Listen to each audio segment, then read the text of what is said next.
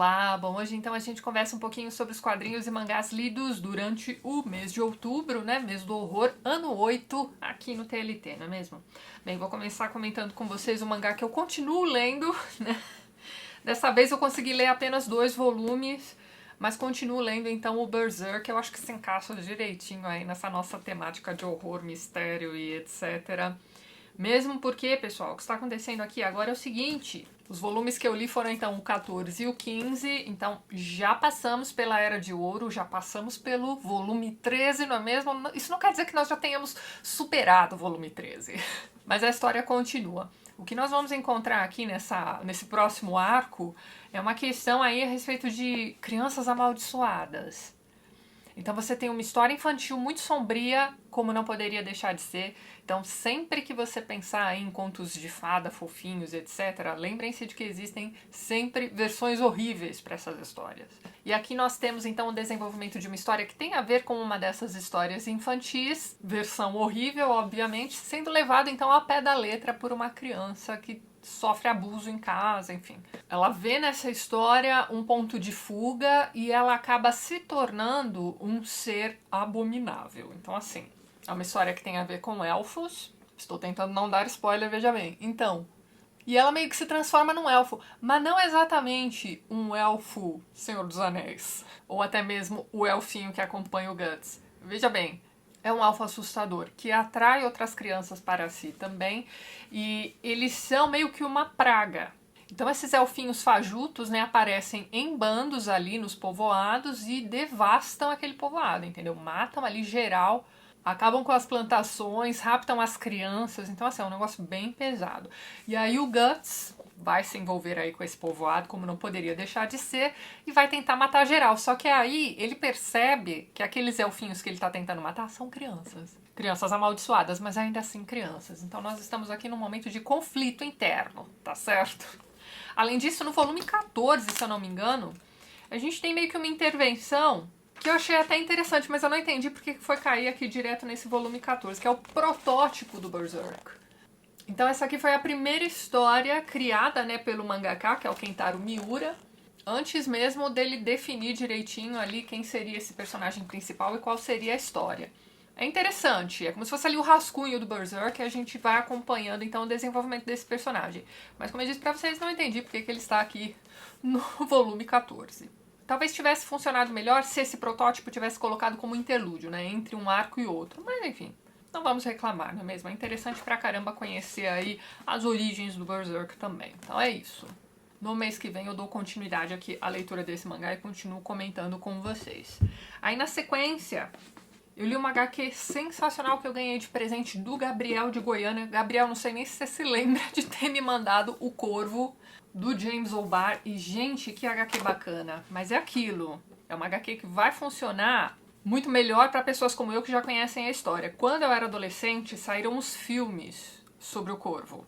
Inclusive o primeiro filme ficou bastante famoso ali no começo dos anos 90, porque o personagem principal que era vivido, aliás, o personagem principal não, o ator principal que vivia, né, o personagem Corvo, que era ali o Brandon Lee, morreu no set de filmagem, né? Tinha bala de verdade ali na arma que usaram ali numa determinada cena, o rapaz morreu. Então o filme ficou bastante famoso na época porque eles deixaram ali, né, as cenas desse ator no filme, e a partir do momento ali da cena em que ele morre, você tem na verdade um outro ator usando uma máscara, uma coisa assim, enfim. Se você não souber da história, né, se você não souber que aquele rapaz morreu no set de filmagem, você não vai nem se dar conta de que, né, arrumaram um outro ator ali pra fazer o resto do filme. Eu me lembro de ter gostado muito do primeiro e do segundo filmes, eu aluguei mais de uma vez na locadora pra rever os dois, mas eu não me lembro, por exemplo, dos outros filmes. Eu lembro que era uma franquia grande, acho que chegaram a 4 filmes, sei lá. Mas que eu me lembro, eu só gostei dos 2 primeiros. E eu também não faço a menor ideia, né, se a Tatiana de hoje em dia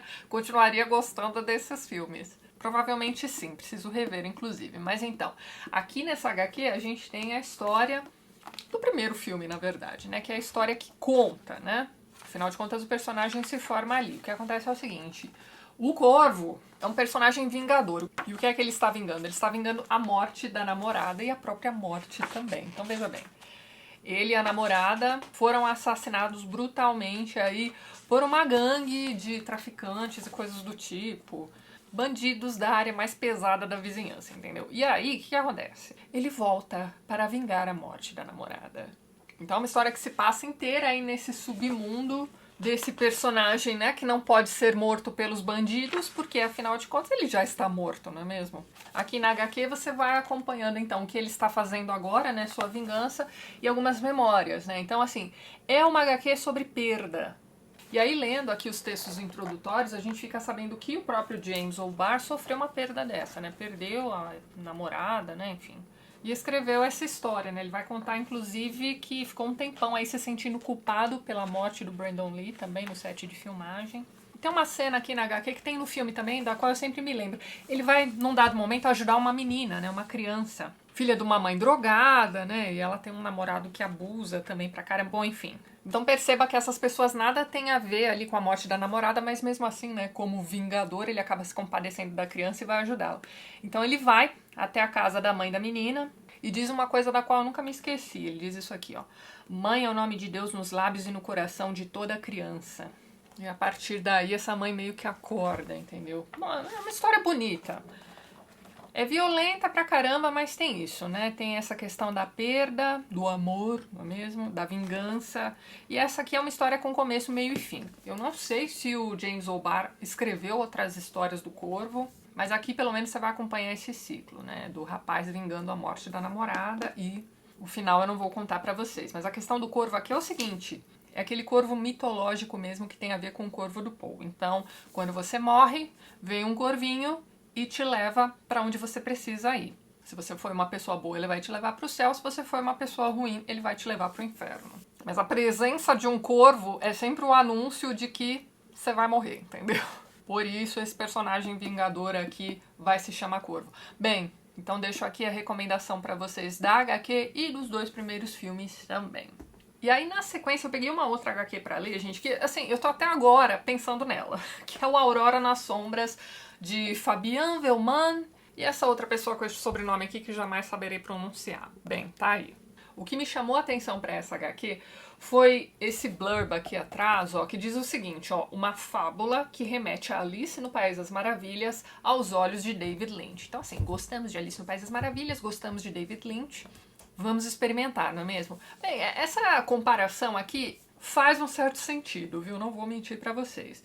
O que a gente acompanha aqui é o seguinte: você começa lendo uma história muito fofinha de uma mocinha recebendo ali o namoradinho pra um chá, não sei o que lá, e tá tudo muito fofinho. E aí, de repente, começa a acontecer isso aqui, ó.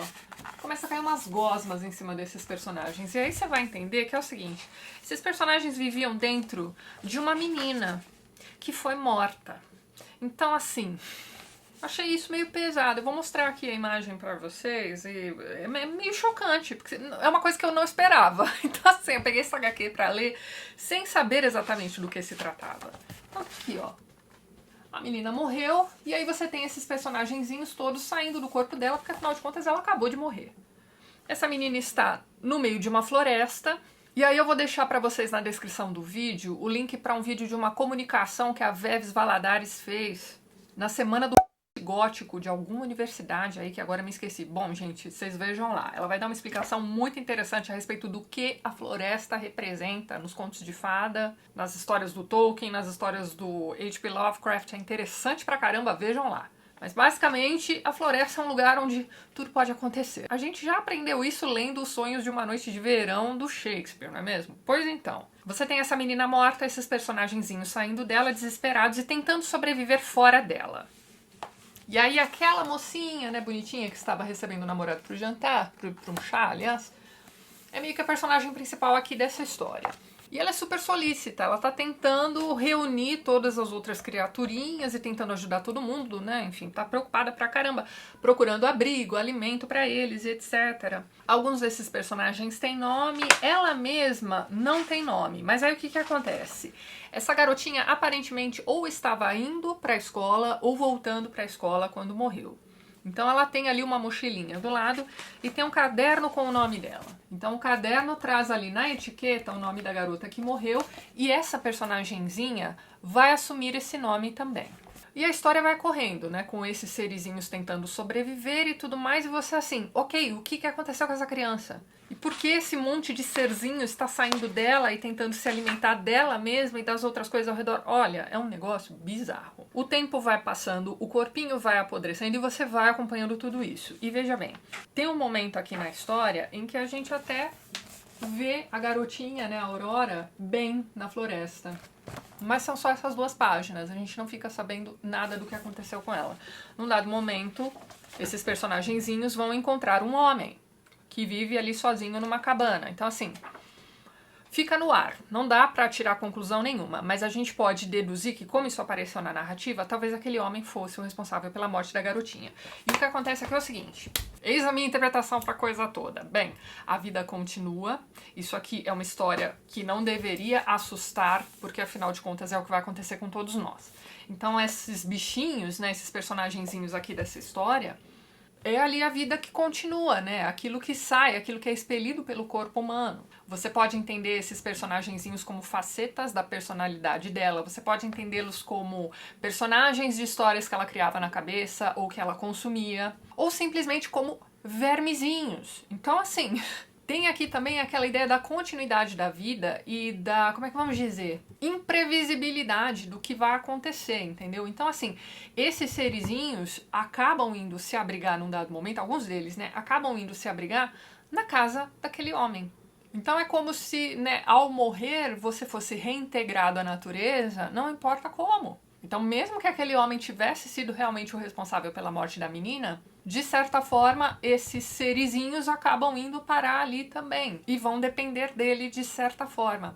Eu fiquei impressionada com essa HQ, eu não vou mentir pra vocês não.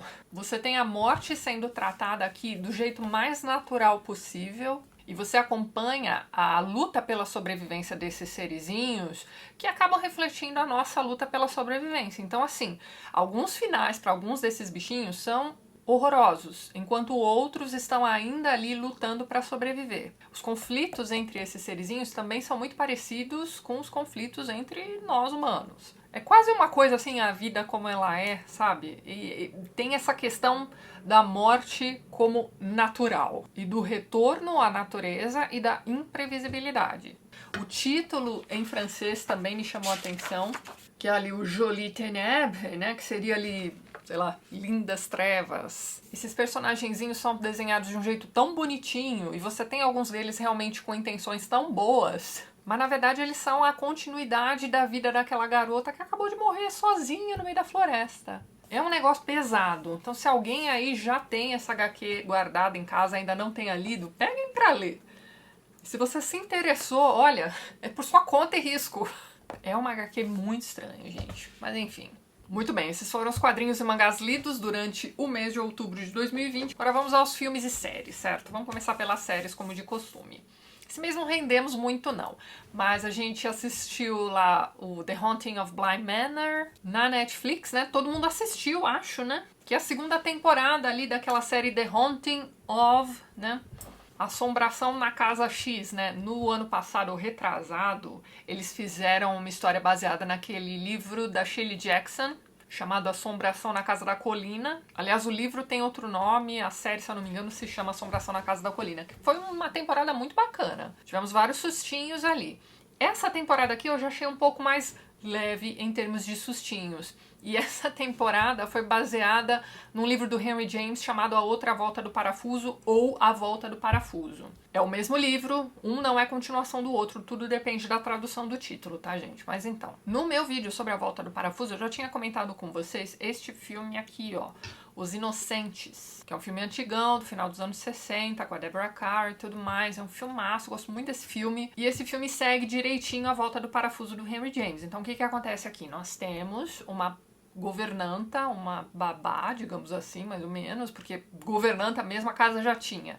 Ela era meio que uma professora, ela teria que cuidar das crianças, ela ficaria responsável pelas crianças, né, enquanto a governanta cuidaria ali, né, da gerência da casa como um todo. Enfim, essa moça é contratada pelo tio das crianças, é um tio que não quer contato nenhum com elas. Aí a gente imagina assim, poxa, é um cara solteirão, né? De repente ele tem que cuidar dos filhos porque os pais das crianças morreram. Então, de certa forma, lendo a história do Henry James, ou vendo o próprio filme, a gente meio que, num primeiro momento, pode até não entender como é que aquele homem não quer cuidar daquelas crianças, mas depois você pensa assim, poxa, tudo bem, deixa o cara, né? Enfim, ele tá lá cuidando de alguma forma, tá se preocupando, tá contratando pessoas boas ali para cuidarem dessas crianças. Enfim, essas crianças vivem na casa dos pais, né? Que fica ali afastada do grande centro, né? Meio que no interior mesmo. Então essa babá é contratada pelo tio e vai para lá. Chegando lá, ela vai conhecer essas duas crianças e conforme os dias vão passando, ela vai notando que essas crianças têm um comportamento esquisito. A casa é bastante estranha também, ela vê uns vultos, umas coisas assim, vai conversando, né, com os demais funcionários da casa e vai descobrindo algumas histórias a respeito da casa. Aparentemente a casa é assombrada por um casal de funcionários anteriores daquela casa que morreram. E esse casal meio que de vez em quando se aposta dos corpinhos das crianças pra se encontrar, digamos assim. Fica tudo muito no ar no livro, né? É sempre essa babá achando que as crianças estão possuídas por esse casal. Então, aos poucos, você vai vendo que o problema não é a casa, não é as crianças. O problema é ela mesma, né? E a vida de mulher retraída que ela viveu até então. Tem toda uma explicação que vai ao encontro daquela coisa da casa mal assombrada refletir as pessoas que ali vivem, dos fantasmas estarem fazendo uma pergunta para ela, né? Enfim. Mas a questão é que ela tem certeza absoluta de que as crianças estão possuídas. Essa é a volta do parafuso. O que nós temos nessa série? Nós temos essa história que é desenvolvida até, sei lá, o 5º ou 6º episódio. São 10 episódios e aí você tem também toda uma questão ali de relacionamentos entre essas pessoas. Sei que no final das contas você sai dessa série achando que a história do Henry James é uma história de amor. Então, assim, nada quebraria mais a cara da pessoa que assistiu essa série achando que o livro do Henry James é isso do que ler o próprio livro do Henry James. Então, ao contrário do que eles fizeram com A Casa da Colina da Shirley Jackson, né, em que eles pegaram, né, a ideia principal do livro e desenvolveram ali nos 10 episódios, nesse episódio aqui, por algum motivo, eles acharam que o livro do Henry James não daria 10 episódios e eu li pouca coisa desse autor, mas dizem que o pessoal que, né, já leu mais romances e contos dele e tudo mais, diz que na série você tem ali intromissão de outras histórias do autor também. Não posso afirmar isso porque ainda não li mais nada. A única coisa que eu identifiquei é que um dos últimos episódios se chama A Fera na Selva, que é o nome de uma novela dele que eu tenho por aqui também. Dele, eu só li A Volta do Parafuso, alguns outros contos de fantasma dele, e eu li também esse livrinho aqui, ó, A Arte da Ficção. Tem vídeo para esse livro aqui também. É um livro de não ficção sobre, né, a escrita e tudo mais. Ele faz um ensaio bacana também sobre a obra do Guy de Maupassant e do Émile Zola. É um livrinho bem interessante, mas assim, ainda não li Os Embaixadores, O Retrato de uma Senhora, ainda não li o Fera na Selva. Então, não sei se a informação procede, né? Mas no que tange aí a volta do parafuso, a coisa ficou meio esquisita. Tem um episódio também que vai contar ali a história da mansão, né? Por que aquela mansão é assombrada e tudo mais, que é até interessante, mas era para ser uma história que se passa no século XVIII. Século XVIII é o século da Jane Austen, né? Então, se você for pensar em vestuário, você pensa ali nas adaptações para cinema dos livros da Jane Austen. O que acontece? Eu achei que aquilo ali parecia ou um baile de fantasia de época, ou alguma coisa assim, sei lá, do século XIV, sei lá. Eu achei que o figurino daqueles personagens não condizia com a época. E você pode até pensar assim, não, mas eles moram no interior, era atrasado. Bom, você pode dar a desculpa que você quiser, não é mesmo? Mas ficou esquisito. Apesar da historinha contada naquele episódio ter sido bem bacana. Tem um episódio que tem o foco na governanta que eu achei espetacular. Inclusive, a atriz que faz a governanta é 1000 vezes melhor do que a atriz que arrumaram pra ser a au pair, né? Mas tudo bem, a série é bacana, só não acho que você vá se assustar. Tem um ou outro personagenzinho ali, fantasma, que aparece, não sei o que lá. A própria au pair já vai com um encosto, né, pra aquela mansão. E é um cara que usa um óculos iluminado, assim, depois você vai entender o porquê do óculos, enfim. Mas ficou muito parecido com aqueles garotos, né, Dark Academia, daquele vídeo da... Como é que ela chama mesmo? Bonnie Tyler. Total Eclipse of the Heart. Se você nunca viu esse clipe, tá assistindo essa série, veja o clipe, eu vou deixar o link lá embaixo. Mas a série explica o porquê dos óculos iluminados, coisa que o videoclipe da Bonnie Tyler não faz, mas tudo bem. Em geral é uma série ok, gente. Se eu desse estrelinhas pras coisas, né, eu diria que foi uma série, sei lá, 2,5 estrelas. Não é uma perda de tempo total, mas não é a volta do parafuso. É a volta do parafuso até, sei lá, o capítulo 6. E tem, como eu disse pra vocês, a governanta, que vale muito a pena acompanhar. Aí nós assistimos também, na verdade a gente começou a assistir, ainda não terminamos, uma série chamada The Swamp Thing, que é o Monstro do Pântano, né, do Alan Moore. Eu li essa HQ há muito tempo e me lembrava vagamente da história. Eu me lembro de ter sido uma história muito pesada e de eu ter passado bom tempo daquela leitura pensando assim, o que será que este homem estava fumando enquanto ele escreveu essa história? Mas enfim, como é uma história de Alan Moore, nós temos ali toda uma questão, né, enfim, social sendo desenvolvida ali, né, você tem a questão da natureza, né, se rebelando contra toxinas jogadas ali num laguinho, no caso ali um pântano, não é mesmo?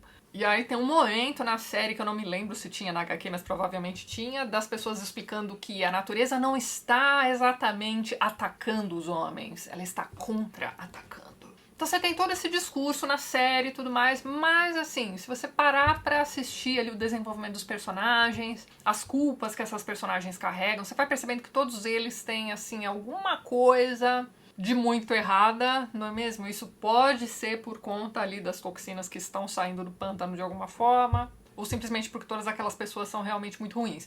Mas você tem alguns personagens interessantes. Você tem uma vidente cega chamada Xanadu, já vale a série. E você tem também um personagem bem interessante que é vivido por aquele rapaz que fez o Steve no Barrados no Baile, original. Pois é, então, esse rapaz fez um pacto com um demônio e por algum motivo ele não consegue sair daquela cidade. Então a história se passa inteira numa cidadezinha que é bem pequena e ele não consegue sair de lá. Então tem umas cenas interessantes dele tentando sair da cidade e coisas estranhas acontecendo com ele.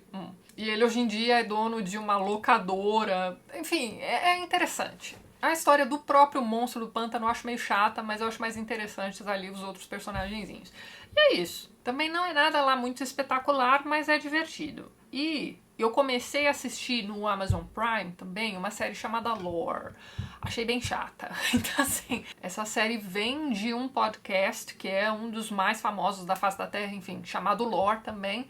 Eu esqueci o nome do criador, mas nesse podcast ele conta em cerca de 15 minutos algumas histórias de horror, mistério e morte, sempre com bastante embasamento, assim, como é que vamos dizer? Ele faz, assim, um contexto histórico bacana, conta direitinho de onde vieram ali, quais são as origens dessas crenças, né? Então, lore vem de folklore, e ele vai contando essas histórias, claro que mais baseadas ali nos Estados Unidos. E tem umas histórias bem cabeludas ali no meio. Eu, sei lá, acho mais interessante ouvir o podcast do que ver a série. As séries fazem tem aquela cara de documentário, porém com alguns atores interpretando aquilo que está sendo contado, sabe assim?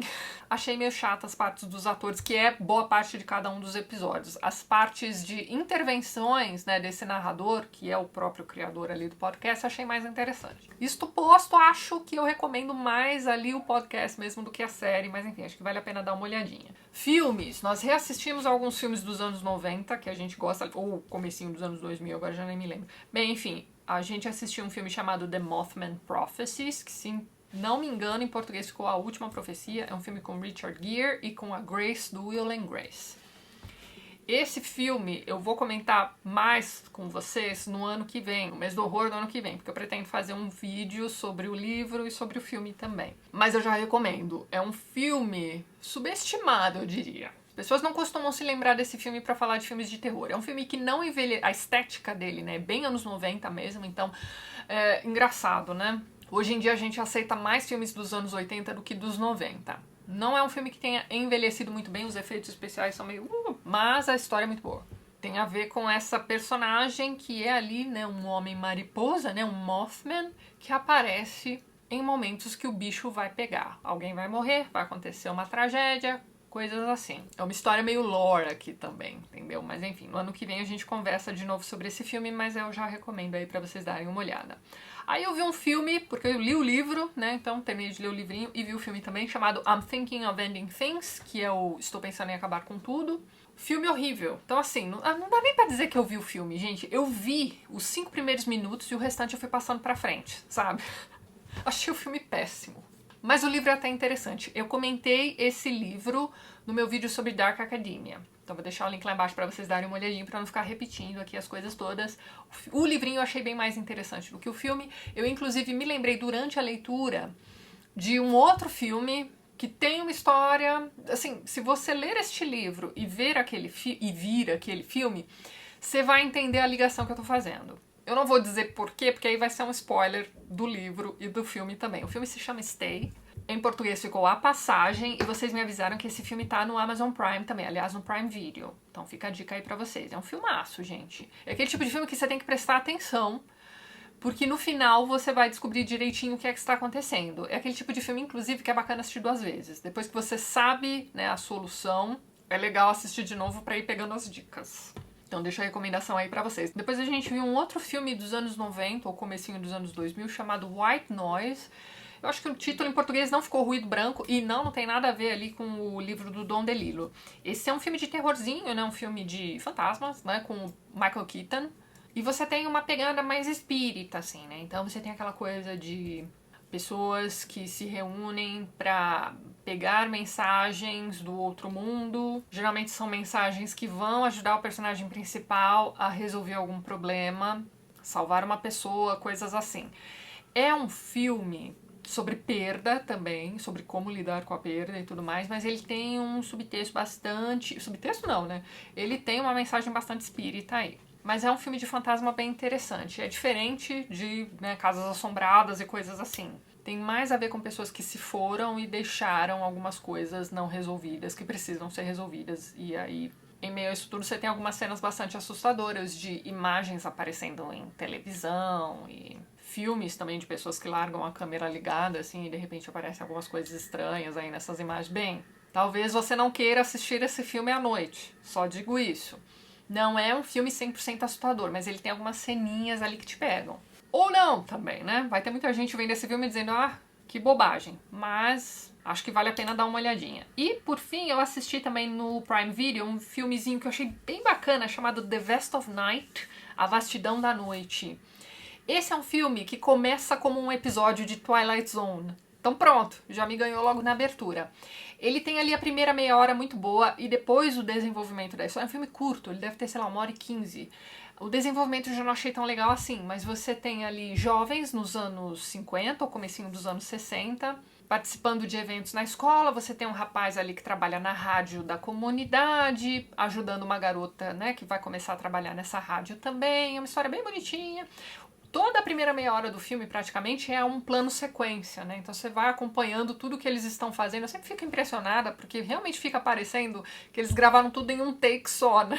Então eu fico pensando, poxa, ensaiaram pra caramba pra fazer aquilo, mas sempre tem uns truques, né? Pra deixar a coisa parecida, né, com um plano único. Mas tudo bem, eu recomendo inclusive pra vocês o primeiro filme, né, em que nós tivemos, né, essa questão do plano sequência, que é O Festim Diabólico, do Alfred Hitchcock. E esse filme é incrível. James Stewart tá espetacular nesse filme. E é um filme bem Dark Academia também, e você nunca vai adivinhar o que é que tem ali naquela mesa. Se você não sabe o spoiler, obviamente, mas enfim. Festim Diabólico é um filmaço, fica a dica aí pra vocês, mas voltando lá ao The Vast of Night...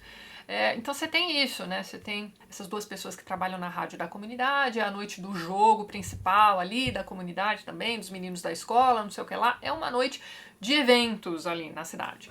E aí o rapaz está indo trabalhar na rádio, ele trabalha sozinho. E aí ele começa a receber uns telefonemas de pessoas contando histórias esquisitas que estão acontecendo naquela noite. Então, no fim das contas, é uma história de ET. E o bacana desse filme é o clima, né, que vai sendo criado e que vai crescendo ao longo da história. Mas, como eu disse pra vocês, a segunda metade eu achei meio meh. Eu achei que é um filme que promete, começa de um jeito muito legal pra quem gosta de Twilight Zone, mas no final eu achei meio, sei lá, depois vocês me digam aí nos comentários o que vocês acharam desse filminho. E é isso. Encerramos assim, então, o mês do horror ano 8 aqui no TLT. No ano que vem a gente volta com mais histórias de horror, mistério e morte. E coisas muito esquisitas também, não é mesmo? E é isso então, pessoal. Vejo vocês nos próximos vídeos do canal. Um beijo grande e até mais.